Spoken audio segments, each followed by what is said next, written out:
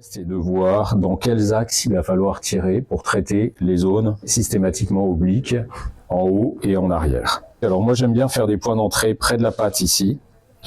Quand on est au-dessus de l'arcade zygomatique, il y a une chose à vraiment prendre en compte, c'est que l'arcade zygomatique va avoir un effet chevalet et vous allez avoir tendance à superficialiser la pose de votre fil. Donc il faut faire attention.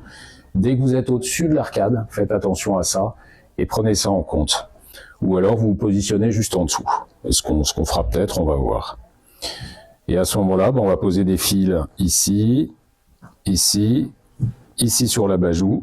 Là, on va vraiment insister sur cette zone. On a une patiente qui a des volumes qui sont très bien conservés. On n'a pas beaucoup de marge pour la remonter si on veut que ça reste naturel. Et il faut absolument que ça reste naturel. On a des tissus qui sont un peu lourds, un peu pesants, qui sont très pleins. Donc, il faut privilégier les moldes. Alors, bougez pas, on va prendre nos repères. Donc ici, on a cette zone-là qu'on a envie de corriger. Je vais mettre un ou deux fils sur cette zone, parce qu'on a vraiment des tissus assez lourds, hein, et ce qui n'est pas du tout un défaut, hein, mais c'est une particularité qu'il faut prendre en compte et qui est pas rare du tout. Hein. 18 gauche, 60 mm ou 100 mm, on va voir un petit peu, ou en tout cas les combiner. Dans certains cas, j'ajoute une action antéro-postérieure, mais faire ici, je pense que je vais vraiment insister sur cette région-là. Là, on va voir, mais alors là, il faut faire attention aussi. Vous avez l'arcade zygomatique, globalement, je vais la tracer comme ça. Il ne faut pas créer de creux dans cette région. Et c'est vrai que si vous mettez un fil juste dans cet axe et que vous le tendez beaucoup, vous risquez de créer un creux. Mais on va voir un petit peu. Après, c'est une question aussi de réglage de tension.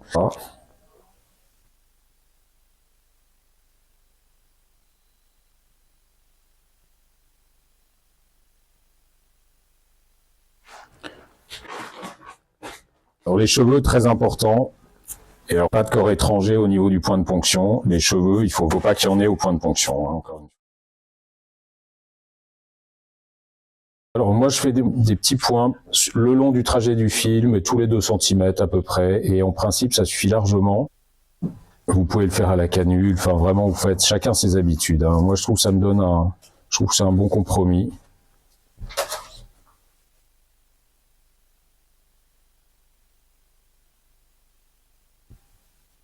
À l'extrémité de la zone de pose, c'est important, souvent c'est un peu plus sensible parce qu'on va superficialiser un tout petit peu, en tout cas souvent des zones un peu sensibles. Ça c'est un temps super important parce que c'est ça qui va vous engager dans le bon plan pour poser vos fils. C'est un geste très très important, parfois parce qu'après on repose cette aiguille. On prend sa canule, on essaye de rentrer, on n'y arrive pas, on repose la canule, on reprend la 18G pour donc arrive. Donc il faut essayer d'emblée, si on peut, tout de suite, de créer l'amorce des trajets. Ce qui est très important, c'est de vraiment pouvoir amorcer l'entrée de ces canules. Vous mettez votre flèche vers le haut. Non, alors l'idée c'est d'être oblique vers la profondeur, là on est bien rentré. Et finalement nos patients, ce qu'ils sentent, c'est petits mouvements de progression avec des petits craquements, etc. C'est bizarre, mais en principe c'est pas douloureux. Donc il faut rentrer un peu oblique et quand vous êtes dans le bon plan, vous suivez vos trajets. Moi je pince légèrement. Et attention aux mouvements un peu explosifs, quand ça résiste trop, le risque évidemment c'est d'aller trop loin et dans le mauvais plan. Donc attention à ça. Là, on a une progression qui est facile. Hein. Voilà, et après, c'est vraiment du feeling. Là, je palpe pour voir ma profondeur. Bon, là, on est bien. On arrive presque au bout. Alors, parfois, je cravate légèrement le bord basilaire de la mandibule. Et pour essayer d'avoir plus de tension, d'ancrage, d'accroche. En sachant que là, attention à la courbure. Hein. Bon, ceux qui sont habitués connaissent, mais vous avez une courbure et du coup, le risque, c'est de se superficialiser. Donc, en fait, vous redressez la peau comme ça. Voilà, on y est. Je remonte. Alors, on a souvent une petite sensibilité en périphérie. Je remonte un peu les tissus. Et alors, deuxième chose, quand vous retirez votre canule, en principe, ça glisse tout seul. Mais parfois, ça peut accrocher sur l'écran. Il ne faut pas forcer. Et vous faites tourner votre canule autour du fil et petit à petit, ça lâche. Voilà. Ensuite, on teste la tension. Et après, il y a deux attitudes. Il y a des praticiens qui mettent quasiment pas de tension et qui comptent sur les mois qui suivront pour que la tension se crée avec une induction tissulaire, etc. Moi, j'aime bien mettre un peu de tension, en sachant que plus vous mettez de tension, plus ça a un côté magique sur les zones à corriger, mais plus vous créez des plis. Et évidemment, quand on fait de la chirurgie, les plis, on les enlève tout de suite en fin de chirurgie.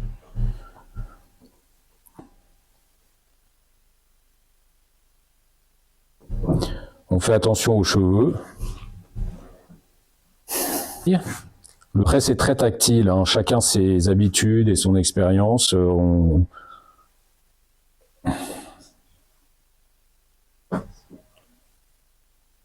Et encore une fois, l'épaisseur dans laquelle on doit progresser, elle est assez ténue, hein, donc c'est vraiment en fonction du feeling. Et donc voilà, on est parallèle et assez proche. Là, je pense que je vais en mettre 3 pour avoir un maximum d'accroche sur cette petite bajoue.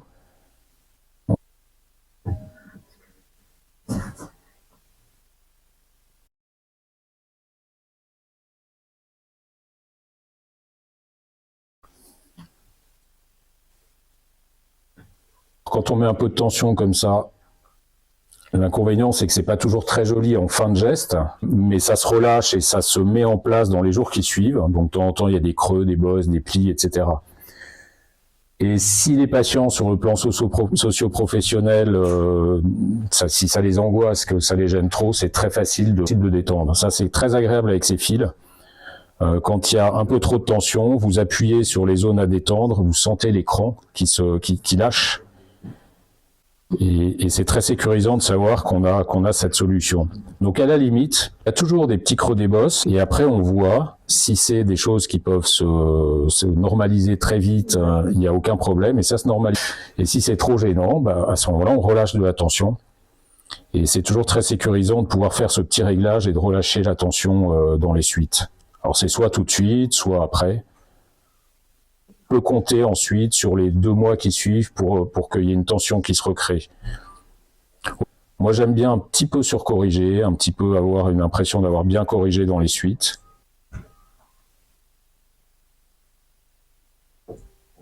Pour relâcher, pour appuyer sur le trajet du fil et on sent l'écran qui se relâche. Et laisser les petits creux, les petits plis, etc. Et ils vont se relâcher et disparaître spontanément en quelques jours. Ou alors on peut le faire manuellement tout de suite, ou le lendemain, ou leur donner une chance de disparaître et le faire 3 jours après, enfin peu importe. On fait des petits massages un peu appuyés le long du trajet du fil et on le sent tout de suite, hein.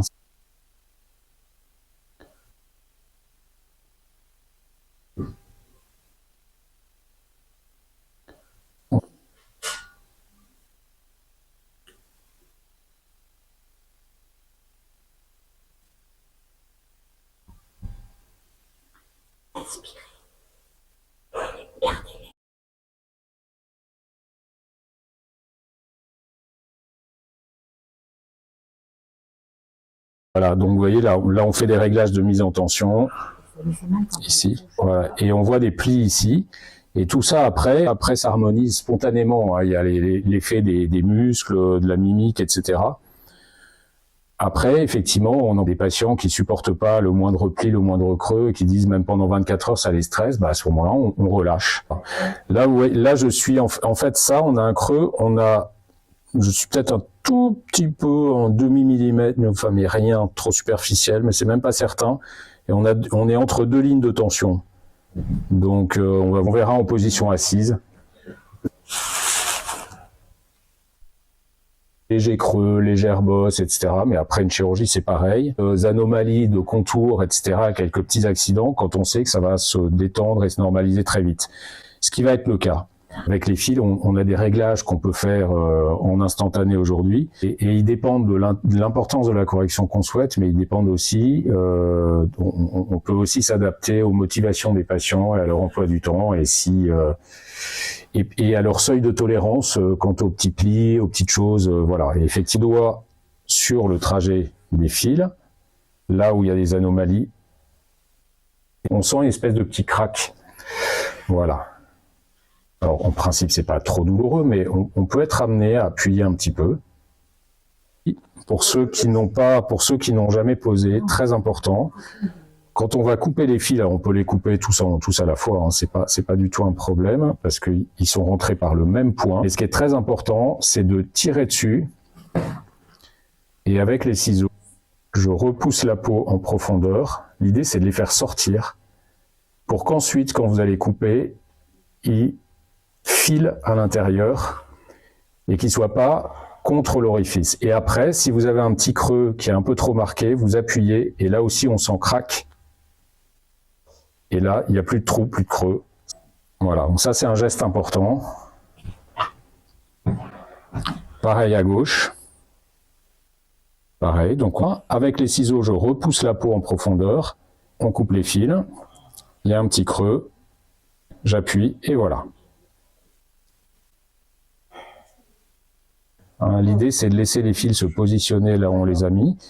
Tous les petits, ça reste très acceptable. Il y a des petits creux, des petits plis, ce qui est normal, hein, parce que quand on remonte, ça crée des petits plis au-dessus. C'est tout à fait normal. Mais tous ceux-là, ils sont très acceptables. Ils vont disparaître tout seuls.